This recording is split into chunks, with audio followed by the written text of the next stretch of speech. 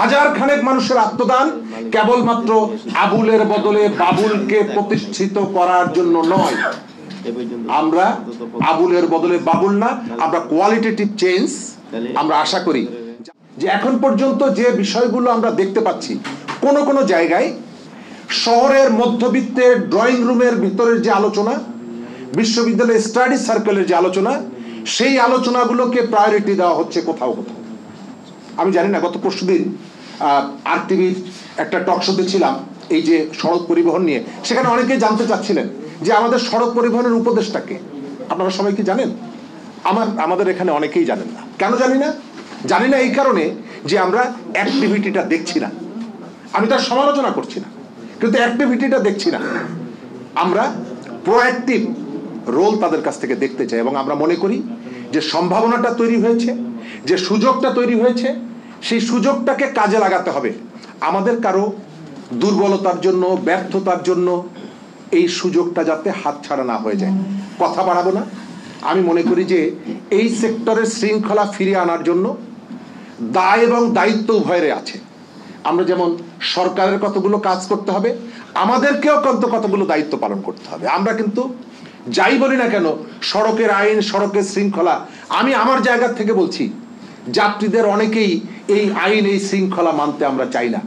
আমার বাড়ির সামনে থেকে আমাকে বাসে তুলতে হবে, এবং আমার বাড়ির সামনে এসে যদি ড্রাইভার নামিয়ে না দেয়, আমরা কিন্তু তার সাথে খারাপ ব্যবহার করি। আমি সবসময় নিজেকে পরিবর্তন করতে পারলাম কতটুকু?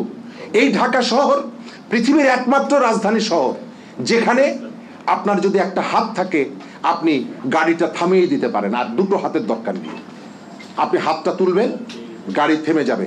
আমরা রাস্তা পার হওয়ার জন্য অস্থির হয়ে যাই। আমি মনে করি এই শহরে যেমন কেউ আইন মেনে চলতে চায় না, আবার এই শহরে আমরা অনেকের দোষ দিই, কিন্তু এই শহরের মধ্যে যে ড্রাইভারগুলো আছে, আমি মনে করি তার অনেক মানবিক। তা না হলে আমরা যেভাবে নাগরিকরা যেভাবে রাস্তা পার হই, এখানে অনেক দুর্ঘটনা ঘটার কথা। তারা এই বিষয়গুলো খেয়াল রাখে। তবে এটাও সত্য যে এখানে একটা শৃঙ্খলা নিয়ে আসার দায়িত্ব আমি নাগরিক হিসাবে বা যাত্রী হিসাবে না, দায়িত্বটা সরকারের। এবং আইনের প্রয়োগ যদি হয়, প্রয়োগ না হয়, তার পার্থক্য ওই যে ভাই বলেছেন, আপনি জাহাঙ্গীর গেট পর্যন্ত যান, আপনি দেখবেন যে মানুষটা আপনার কাঁধের উপর থেকে গাড়ি চালিয়ে যায়, জাহাঙ্গীর গেট পার হওয়ার পরে সে সবকিছু মেনে চলে। কেন? কারণ হচ্ছে সেখানে আইনের প্রয়োগ আছে।